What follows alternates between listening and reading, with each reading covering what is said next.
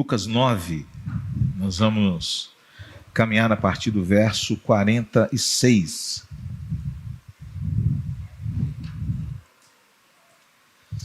Lucas 9, 46.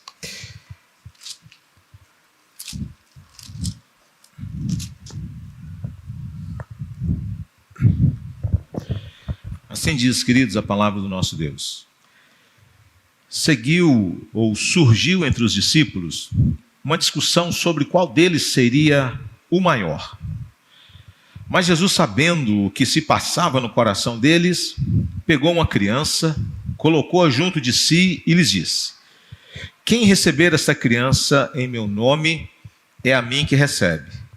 E quem receber a mim, recebe aquele que me enviou. Porque aquele que for o menor de todos entre vocês, esse que é grande. João tomou a palavra e disse: mestre, vimos certo homem que expulsava demônios em seu nome, mas nós o proibimos de fazer isso porque não segue conosco. Mas Jesus lhe disse: não proíbam, pois quem não é contra nós é a favor, quem não é contra vocês é a favor de vocês.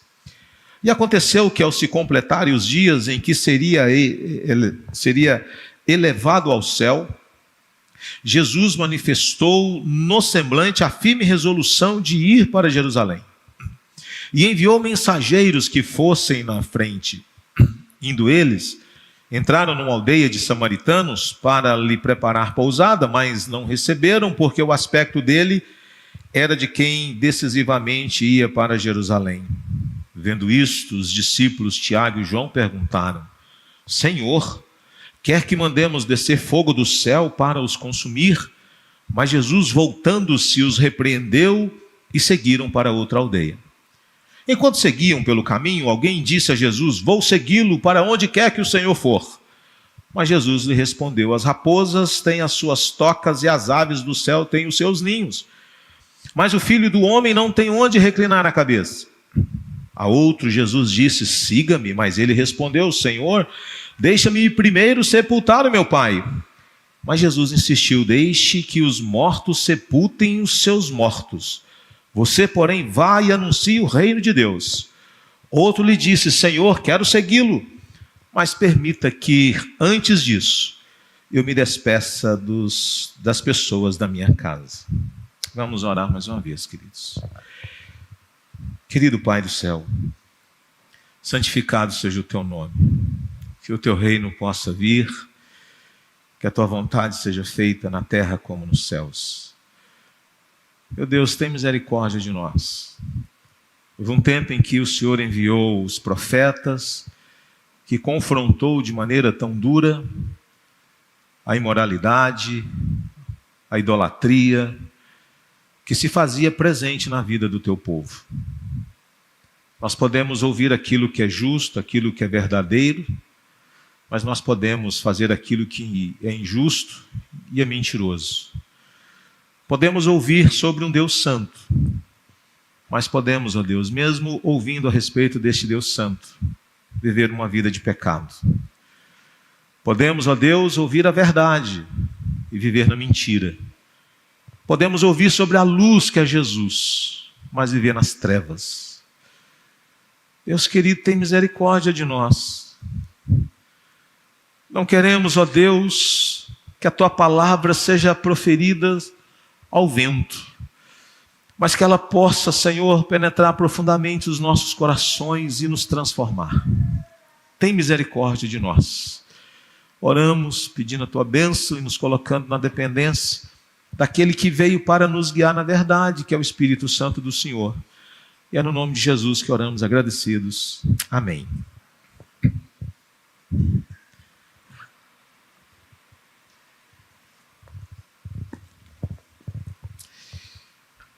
Irmãos, tem como nós sermos cristãos sem sermos confrontados por Deus? Tem como nós dizer que estamos na luz e viver nas trevas? Seria isso possível? Tem como nós dizer que cremos em Jesus Cristo e não sermos confrontados pela sua vontade, pela sua palavra? Tem como ser cristão sem confrontação?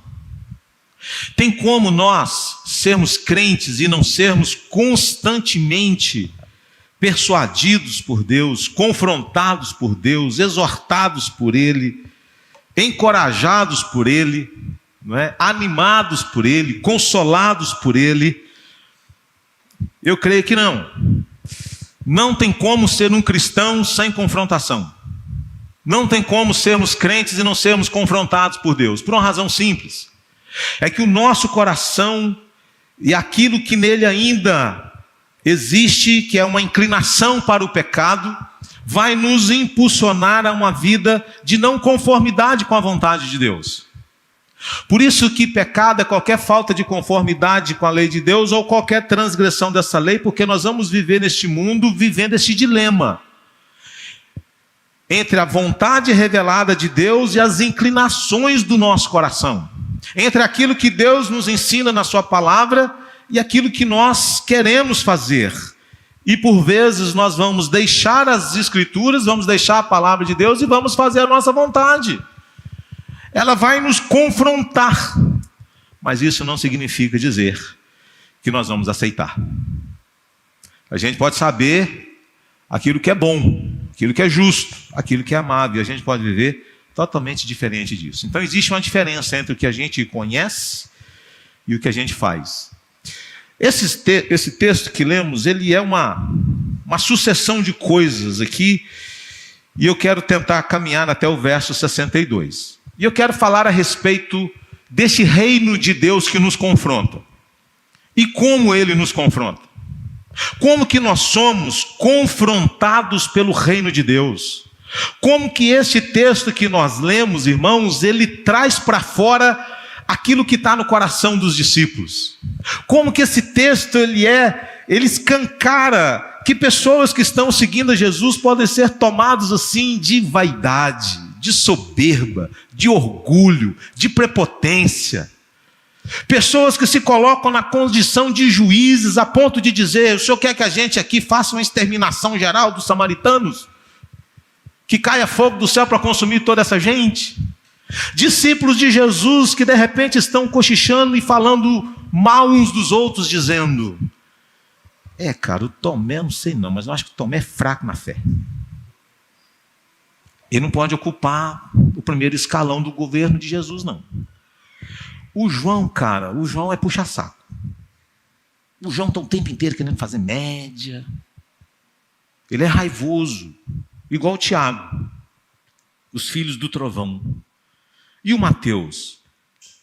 Cara, alguém que já foi publicano, dá para confiar? O Mateus, sei não, hein? Tem minhas dúvidas. Vamos ficar espertos. Porque esses caras não podem ver dinheiro. Aí eles começam a fofocar uns dos outros. Eles começam a ficar falando uns dos outros. Porque eles estão aqui discutindo sobre quem é o maior. Nós estamos falando, irmãos, daqueles homens maravilhosos, conhecidos como apóstolos. Não é possível. É verdade. Então, como que esse texto é revelador de coisas que podem estar presentes nos nossos corações? Por isso o confronto. Por isso as exortações do Senhor Jesus. Vejamos, irmãos, o que nós podemos então aprender com isso, né? O contexto desta passagem deixa evidente que os discípulos de Jesus não estavam compreendendo bem a missão de Jesus. Eles não estavam entendendo a respeito de quem Jesus era e do que de fato ele veio fazer. Eles ainda estão confusos. Jesus está falando de morte. Jesus falou que vai para Jerusalém, que em Jerusalém não vai ter tapete vermelho, que em Jerusalém ele não vai ser o rei, que em Jerusalém ele não vai implantar o reino político neste mundo, mas eles não conseguem se desvencilhar desse pensamento. Por isso que eles estão pensando: que posição nós vamos ocupar? Vamos aqui já fazer o que a gente faz? Uma pesquisa aqui, não é? Então quem vai ser o secretário disso, quem vai ser o secretário daquilo, essa pasta no governo messiânico, ela é muito importante, cara. Então quem vai ser o tesoureiro, quem vai ser o secretário da educação, quem vai ser o ministro da justiça, como é que vai ser esse negócio? Eles estão discutindo para ver quem vai ser o maior entre eles, e Jesus está falando de morte, Jesus está falando de ser elevado aos céus, mas eles estão pensando no governo aqui da terra. Há uma desconexão total aqui entre o que Jesus ensina e o que eles pensam. É curioso isso. Não há uma simetria, não é? E eles não estavam entendendo nada sobre a missão também deles. Irmãos, eles não estão compreendendo sobre a missão de Jesus e eles também não estão compreendendo qual era a missão deles neste mundo. Eles estão perdidos, eles estão caminhando com Jesus, mas eles não sabem quem é Jesus, eles não sabem a missão de Jesus, mas o que é pior, eles não sabem também qual é a sua missão, o que a gente vai fazer. Eles estão querendo disputar cargos, eles estão querendo disputar posições, eles estão discutindo quem é o maior, quem é o mais capaz, quem é o mais habilidoso. E aí volta então a pergunta: o reino que confronta o nosso coração, e como este reino confronta o nosso coração? Pensemos, irmãos, que do verso 46 até o verso 48, nós temos uma situação muito interessante, porque surgiu entre os discípulos uma discussão. Nota que o negócio aqui foi assim um pouco tenso. O que é isso, rapaz? Você está achando que é melhor do que eu? Eu estudei um pouco mais do que você nunca viu na parede lá da minha casa os diplomas, os cursos que eu fiz? Você fez um cursinho técnico aí, mais ou menos? Está achando que é o que agora? O texto não diz, mas só diz que surgiu entre os discípulos uma discussão sobre qual deles seria o maior. Fica até difícil a gente imaginar assim que homens que estão caminhando com Jesus estão tomados por esse desejo, por esta vaidade, por essa prepotência, por essa arrogância, por essa soberba. Mas como é maravilhoso, irmãos, nós notarmos como que a palavra de Deus traz para fora o que está dentro do coração da gente. Como que as Escrituras são reveladoras do que se passa na mente e no coração de alguém que está seguindo a Jesus. E aqui, meus irmãos, a gente aprende sobre a grandeza do reino. E eu acho isso interessante, porque nós estamos falando de homens que não estavam aqui pensando na grandeza desse reino, mas que estavam pensando na grandeza de si mesmos. E eu gostei do que a Bíblia de Estudo e Herança Reformada, porque ela fala exatamente da grandeza do reino. É esse o título que ela dá para essa passagem. Porque os discípulos estão equivocados, eles estão se colocando num patamar que não deveria, porque eles estavam ali diante de alguém que era o maior de todos, que era o Senhor de todos, e que se tornou como uma criança diante deles. E aqui a ideia da criança não é daquilo que ela aponta como dependente, ingenuidade. Não, a ideia da criança aqui, porque na escala social daqueles dias, a criança era uma coisa pequena, era uma coisa insignificante, não era uma coisa de grande valor. A ideia de colocar a criança diante deles é para mostrar, ele pega alguém que do ponto de vista da sociedade daqueles dias, não era alguém de muito valor, não. Alguém pequeno, alguém insignificante, alguém desprovido de muita importância na sociedade, alguém que não paga impostos, alguém que não contribui com o progresso da sociedade, alguma coisa dessa natureza. Ele pega essa criança, coloca entre eles e diz: se vocês não receberem o reino de Deus como esta criança. Então ele está dizendo para os discípulos: vocês estão pensando em ser grandes, mas o reino de Deus não é feito de pessoas tomadas por esse sentimento. Onde estava o coração daqueles discípulos e as motivações, irmãos, por trás das suas ações? Levanta entre eles uma discussão na sequência. Olha que coisa, o texto anterior diz que Jesus, mais uma vez, está falando de morte, e os discípulos estão falando da sua posição. Uma desconexão total com aquilo que Jesus diz e com aquilo que eles estão pensando, com aquilo que Jesus vai realizar, com aquilo que eles estão pensando em realizar.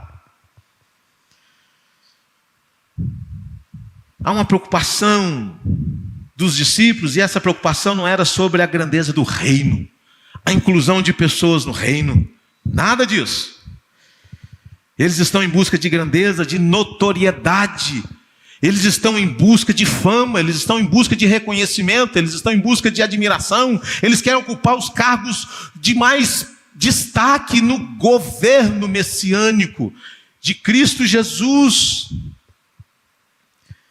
Por isso que havia essa preocupação, porque eles estão tomados por uma compreensão governamental do ministério de Jesus. Eles estão tomados por essa ideia política da missão de Jesus. E qual que é a solução? Jesus, sabendo o que se passava no coração deles. Só aquele que é onisciente consegue saber o que se passa na minha mente e no meu coração. E ele então pegou uma criança e colocou junto de si e lhes disse: quem receber essa criança em meu nome, é a mim que recebe. E quem recebe a mim, recebe aquele que me enviou, porque aquele que for o menor, e esse é o sentido, aquele que se colocar nessa condição, aquele que não fica preocupado de achar que ele é um maioral, que ele é o mais importante, que ele é o que tem mais luz, não. O reino de Deus não pode ser para estes que não têm humildade, para estes que olham de cima para baixo para os outros. Lembra do texto de Romanos que lemos? Que nós não devemos pensar além do que convém, mas devemos pensar com moderação, com humildade. E o que o Evangelho faz, irmãos? Ele iguala todo mundo. O Evangelho não diz, esse aqui é maior, esse aqui é menor. Não, o Evangelho diz que todos pecaram e destituídos estão da glória de Deus. Não há quem busque a Deus, não há quem faça o bem, todos se extraviaram. E aqui nós temos marmanjos discutindo. Parece aqueles meninos que ficam competindo um com o outro assim. É a menina que chega e apresenta a boneca. Está um olho fechado ou está aberto. Lembra daquelas bonecas horríveis? Não é? Hoje a gente tem uns bebês. Bebê born, qual é o nome? Born? Reborn. Irmãos, eu fiquei na dúvida um dia desse. Eu passei por um homem e eu falei assim, deve ser um bebê reborn. Eu achei muito estranho aquele bebê. Falei assim, tá com cara de bebê reborn. Mas aí chega uma menina e apresenta a boneca que ganhou no Natal.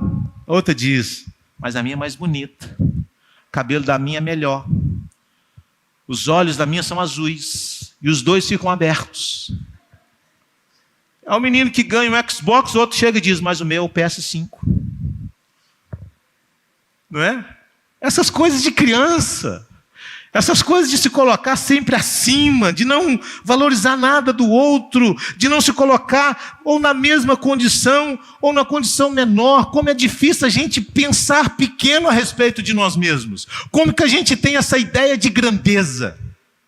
Por isso que a gente não gosta de crítica, fala a verdade. Porque a gente é tão bom, erra tão pouco, que quando alguém faz uma crítica a gente diz, é inveja.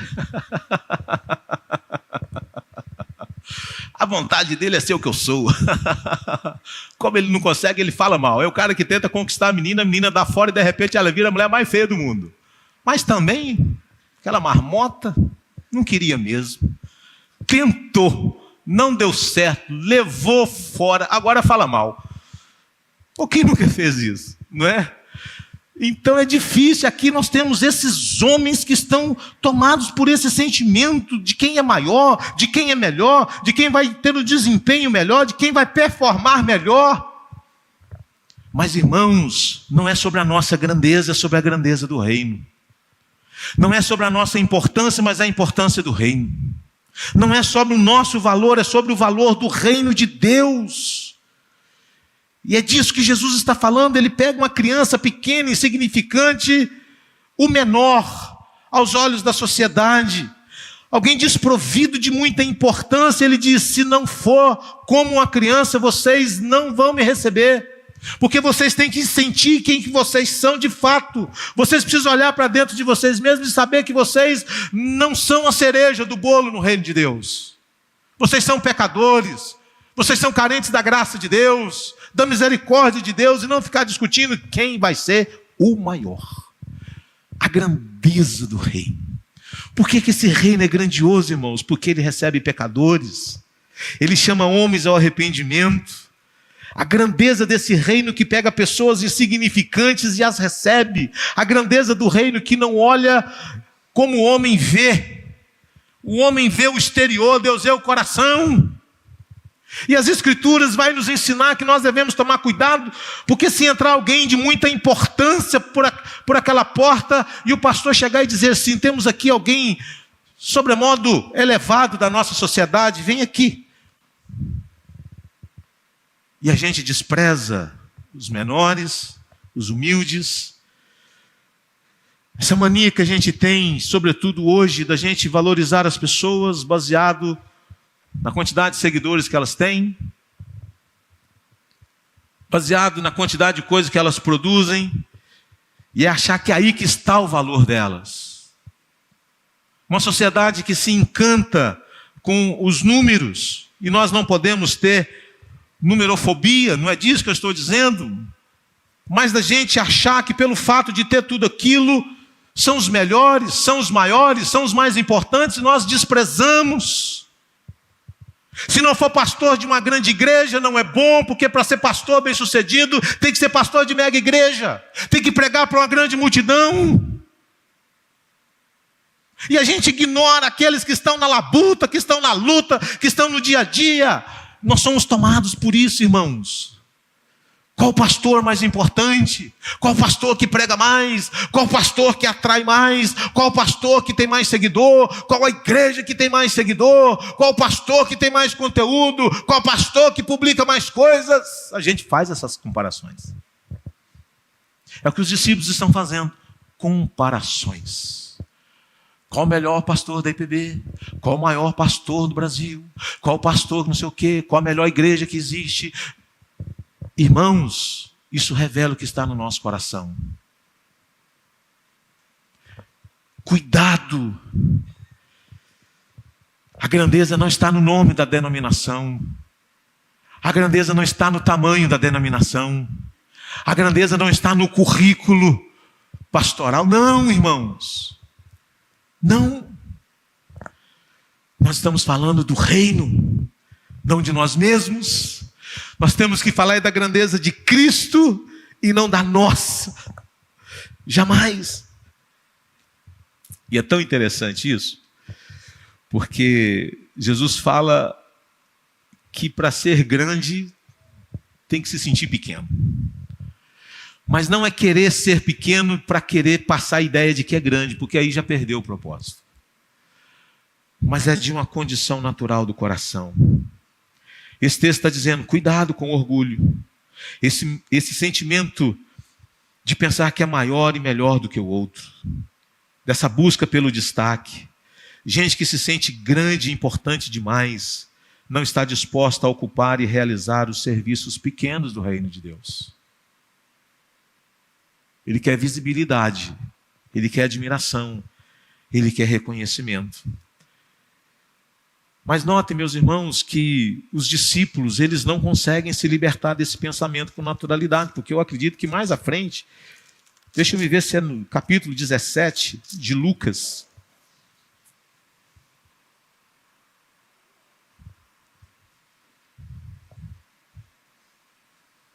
Lucas 22. Lucas 22, verso 24.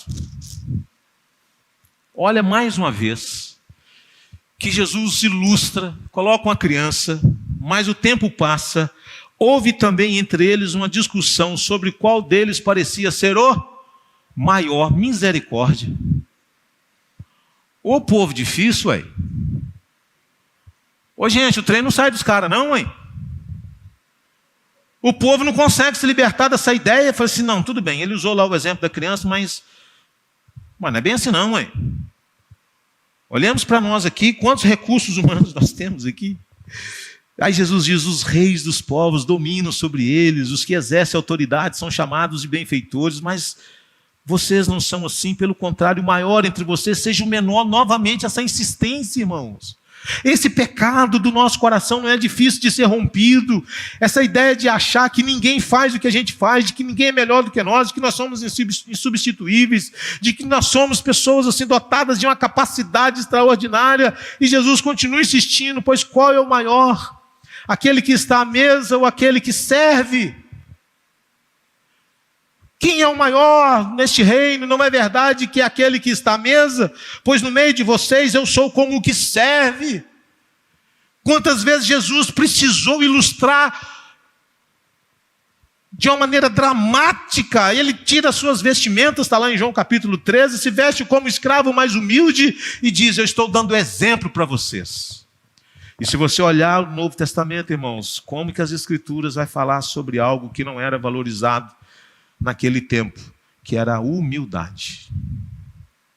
Bem-aventurados são os humildes de espírito. Mas, irmãos, temos uma segunda coisa, como que o reino nos confronta ou confronta o nosso coração, falando a respeito da grandeza do reino, mas falando da necessidade da mansidão do reino. Porque nota, irmãos, que depois de serem confrontados, vem o verso 49, e olha o que acontece. João tomou a palavra e diz, mestre, vimos certo homem que expulsa demônios em seu nome, mas nós o proibimos de fazer isso porque não segue conosco. Mas Jesus lhes disse, não proíbam, pois quem não é contra vocês é a favor de vocês. Eles não são apenas tomados pela ideia de que são maiores, mas eles são tomados pela ideia de que eles são juízes agora. Eles querem fazer o papel de Deus. Eles querem agora e chamam para si a autoridade para dizer quem pode e quem não pode. E é interessante, irmãos, porque parece que João está tomado aqui de uma certa inveja. Sabe por quê?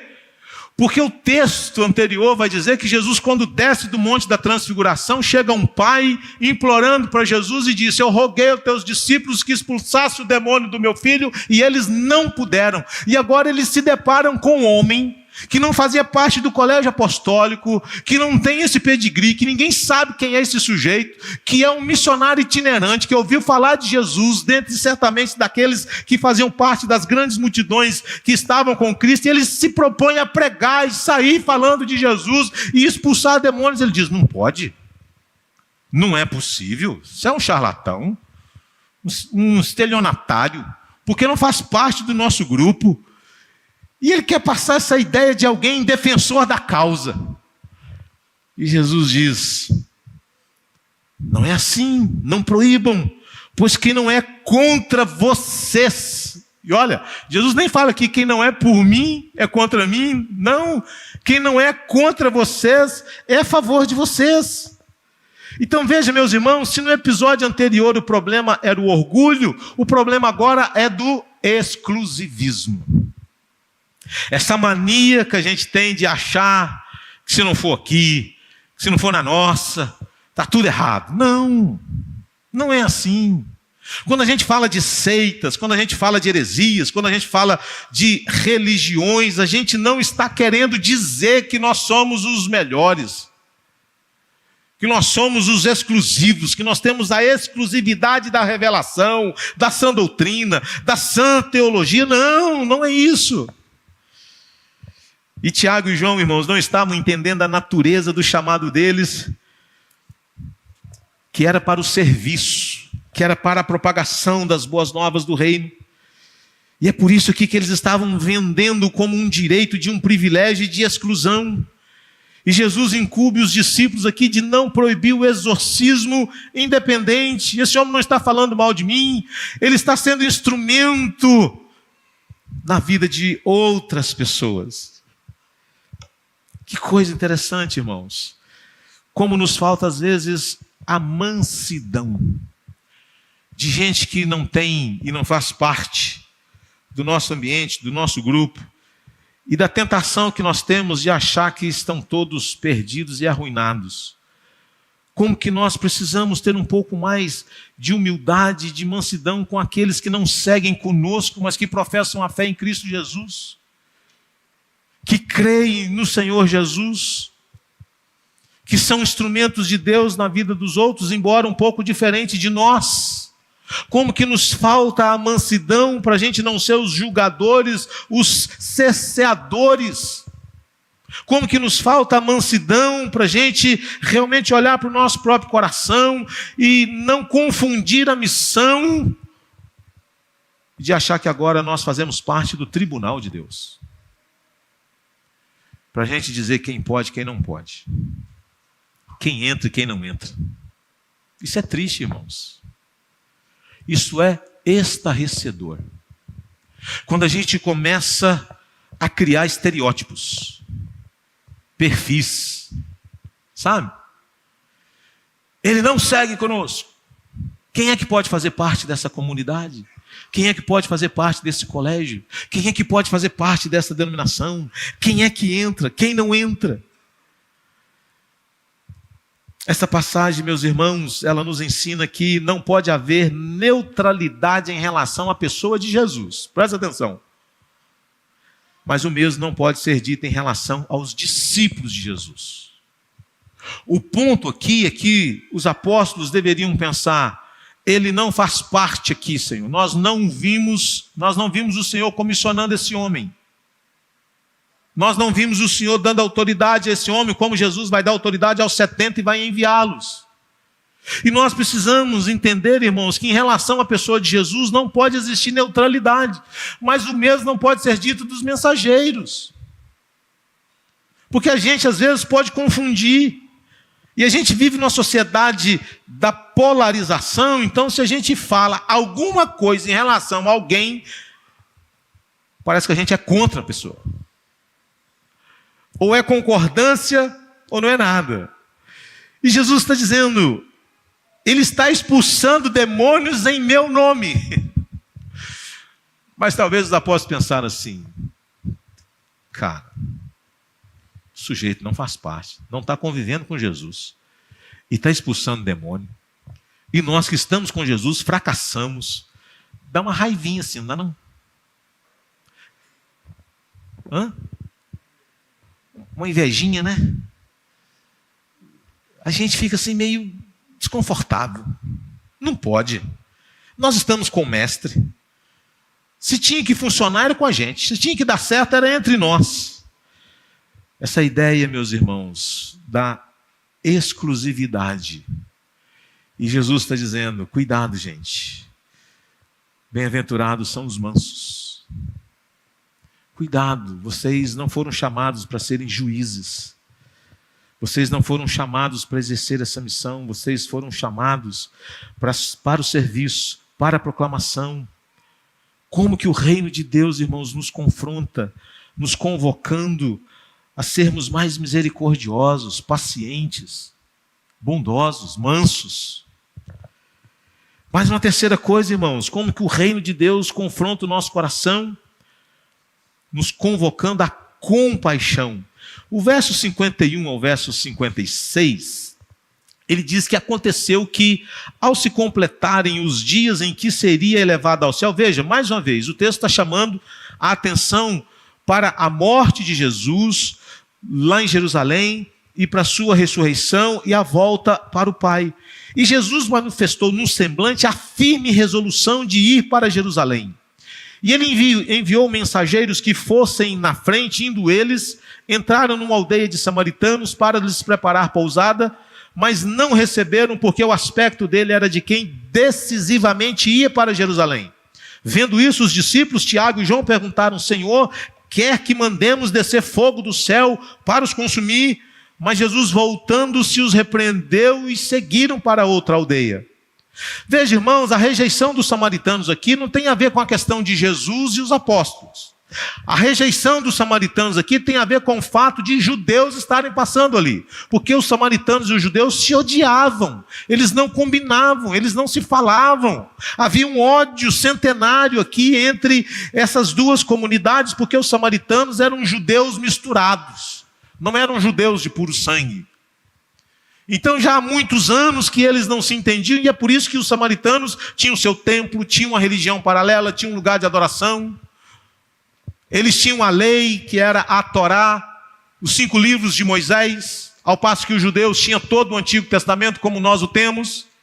Então eles estão aqui não dizendo, nós não queremos ouvir de Jesus, não tem a ver com o evangelho, tem a ver com a questão da raça, tem a ver com a questão de serem judeus. Então eles não os receberam. E é por isso que quem estava indo para Jerusalém não precisava passar necessariamente pela Samaria. Havia outros caminhos que contornavam, que se saía fora, e eles então rejeitam estes homens. E Tiago e João, eles ficaram tomados de ira. E eles dizem, Senhor, quer que mandemos cair fogo do céu para consumir essas pessoas? Meus irmãos, o que me veio à mente aqui ao ler esse texto foi a passagem de Elias diante dos profetas de Baal. Parece que eles estão querendo reproduzir o que Elias fez. Elias estava diante de 400 profetas de Baal. E ele então começa a chamar aqueles homens, confrontando o pecado deles. Se não, veja comigo 2 Reis, capítulo 18. Volta aí a sua Bíblia. 2 Reis, segundo livro dos Reis, capítulo 18, verso 20 até o verso 40. Eu não vou ler o texto, mas você pode depois deixar e falar assim, eu vou ler em casa. Mas eu quero chamar a sua atenção para o verso 38 do capítulo 18 do segundo livro dos Reis. O texto diz assim, 2 Reis 18, 20 a 40. Tá certo? Ou não? Tá não? É 1 Reis, né? 1 Reis, desculpe, irmãos. Coloquei segundo aqui, mas é 1 Reis. Vamos lá. Olha só.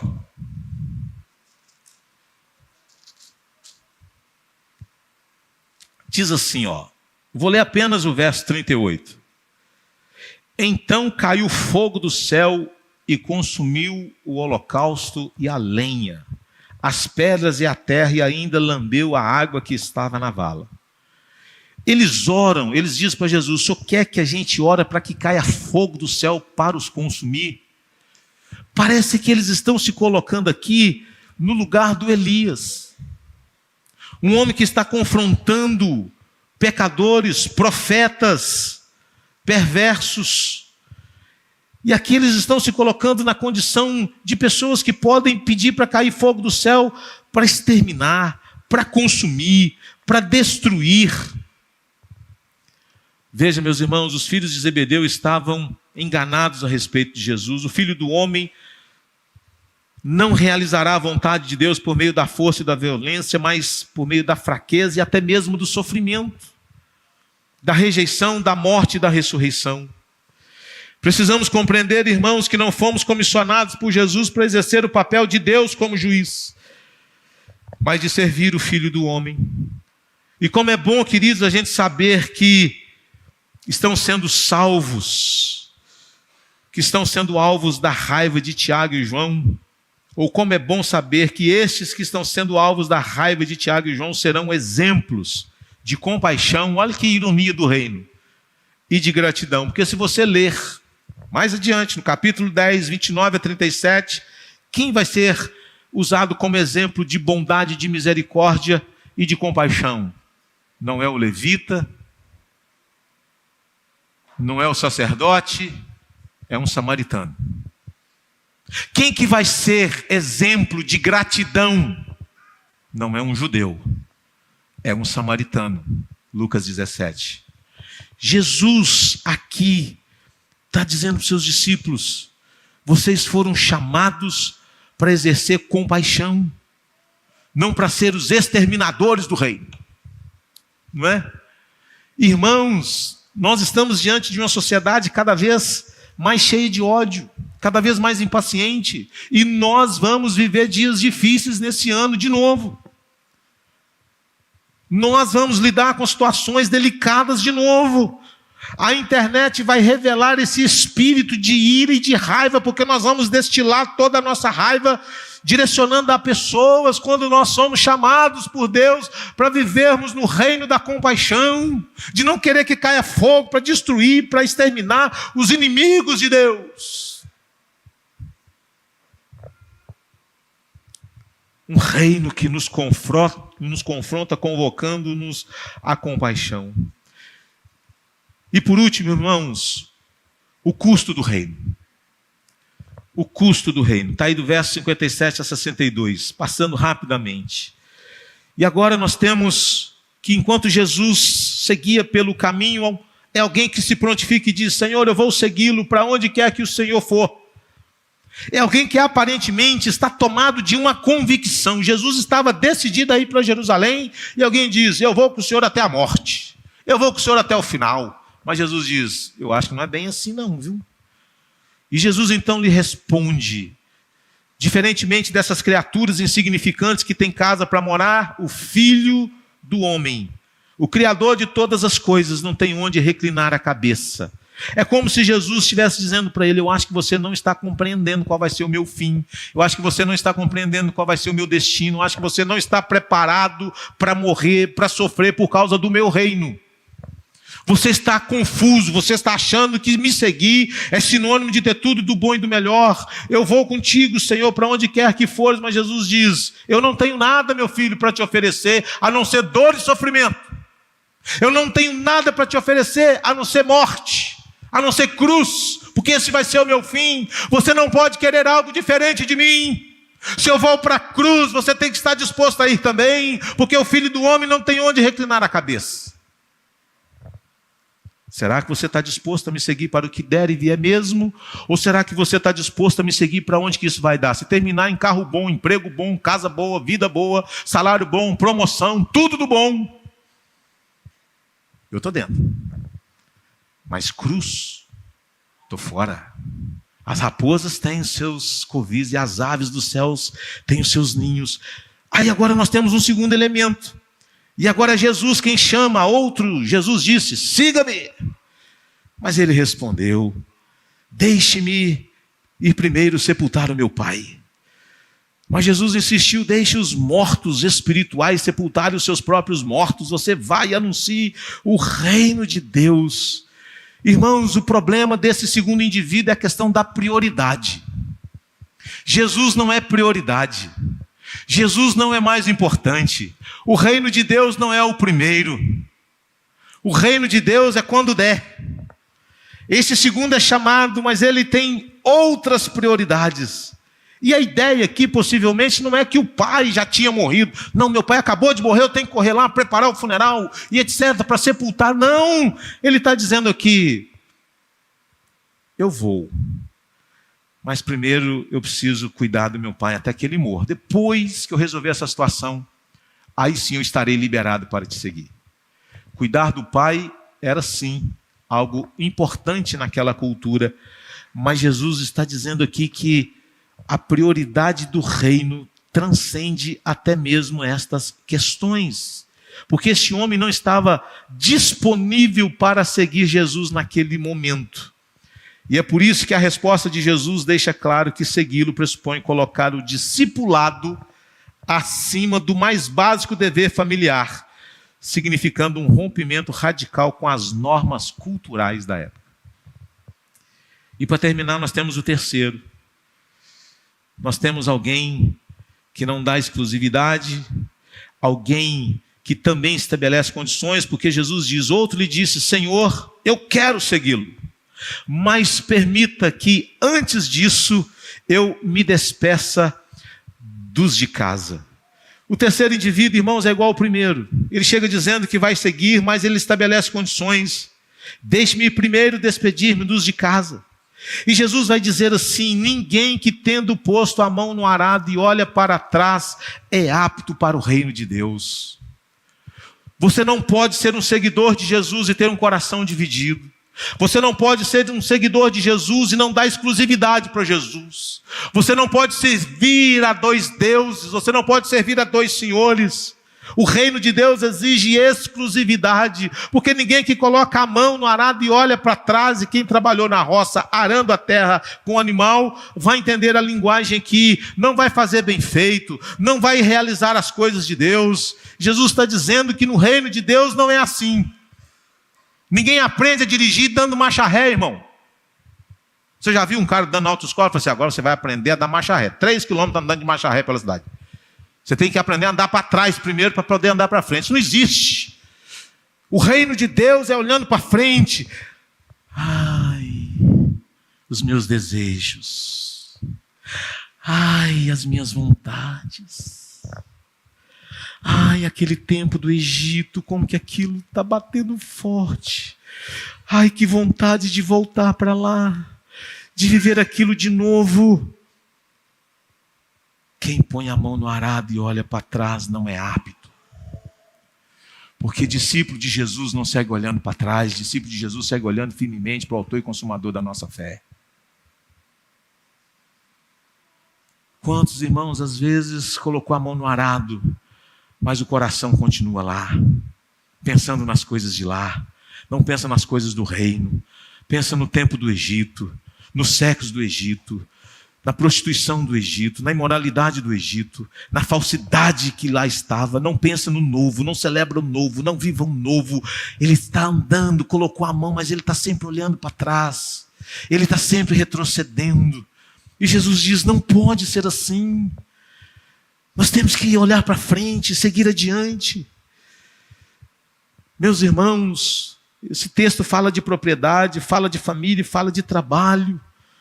E às vezes, irmãos, nós não realizamos a obra de Deus, porque o nosso coração está dividido. E eu quero terminar aqui com algumas aplicações para nós. Primeiro, tomar o nome de Jesus, ou tornar o nome de Jesus conhecido, é mais importante do que quem o torna conhecido. Tornar o nome de Jesus conhecido, irmãos, é mais importante do que quem. Então, nós não estamos aqui para falar do quem. Nós estamos aqui para tornar o nome de Jesus conhecido. Mas quem é que falou? Quem é que falou não tem muita importância. O importante é Jesus. O quem a gente deixa. E a gente precisa entender isso, porque nós somos a sociedade do quem. Então, quem não é a denominação. Nós temos que tornar o nome de Jesus conhecido e pronto. Disse James Edwards. Segundo, Jesus é o grande que se fez pequeno. Quem precisa ser reconhecido, irmãos, ainda não entendeu o Evangelho. Então a gente precisa entender isso. E às vezes, irmãos, nós estamos dispostos a servir, mas servir naquilo que dá mais destaque, servir naquilo que dá mais visibilidade, servir naquilo que aparece mais. E não é assim. O reino de Deus não se faz assim. Quem precisa ser reconhecido, quem precisa ser admirado, não entendeu o Evangelho. Terceiro, a ira justificada, espírito justiceiro, a cultura do cancelamento e a falta de compaixão com quem rejeita o Evangelho. Irmãos, lutemos contra essas coisas. Lutemos contra essa inclinação do nosso coração. Lutemos contra esses sentimentos que às vezes entram na nossa alma. Cuidado. Quarta coisa, irmãos, a verdade do Evangelho é para ser defendida, mas não monopolizada. Defendemos o Evangelho, mas não monopolizamos o Evangelho. Não é isso jamais. Penúltimo, cuidado com a competição ministerial. Cuidado com o ciúme de dons espirituais dos outros. Cuidado com a comparação com outras pessoas, com líderes, igrejas e a busca por cargos. Cuidado com a vaidade. Seja um servo humilde. E para terminar, cuidado com a ira religiosa. Cristianismo combativo, agressividade nas redes sociais, desejo de punição imediata, confundir zelo com agressividade e a falta de paciência com os incrédulos. Esse ano vai revelar muita coisa do que esse texto nos ensinou hoje. Você pode ficar de pé? E você pode orar, talvez dizendo, Senhor, eu vou ser provado esse ano.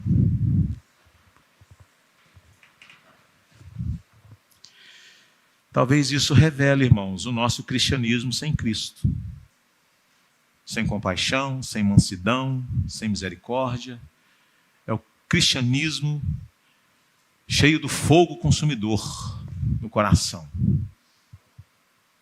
Mas que não tem o fogo do amor, da bondade, da graça, da misericórdia. Eu acho que nós precisamos de conversão. Senhor, tem misericórdia de nós. Ajuda-nos, ó Deus, a viver esse cristianismo puro e simples. Ajuda-nos, ó Deus, a viver compreendendo que grande é o reino, é o teu amor, é a tua graça. Ajuda-nos, ó Deus, a viver com mansidão, com compaixão. Como nós às vezes somos tomados, ó Deus, com tanta raiva, por termos pessoas que não pensam o que a gente pensa, que não defendem os valores que a gente defende. Ao contrário, são pessoas que são a favor de causas que para nós são tão sérias. E quando essas pessoas, ó Deus, escancaram isso, o que se passa no nosso coração é a vontade de que caia fogo do céu para consumir essa gente. Deus amado, eu não quero dizer que a igreja evangélica brasileira está tomada de raiva. Eu não posso falar isso, é injustiça, mas eu posso dizer que nós temos sim potencial para isso. Eu te peço, meu Deus, que o Senhor nos ajude neste ano, para que possamos realmente seguir no Evangelho, com graça, com misericórdia, com amor, com candura, com humildade. Deus, tem misericórdia de nós, nos livre, Senhor, dessa cultura da lacração, dessa cultura da ira justificada, nessa cultura da maledicência, nessa cultura de ódio. Meu Deus, nós não podemos ser assim, Senhor. O teu reino nos confronta. Então tem misericórdia, Deus. Transforma a nossa vida para a tua honra e para a tua glória. Queridos irmãos, que a graça maravilhosa do nosso Senhor e Salvador Jesus Cristo, que o eterno amor de Deus o Pai e as doces consolações do Espírito estejam com todos vocês e toda a igreja de Jesus hoje e sempre. Amém e amém.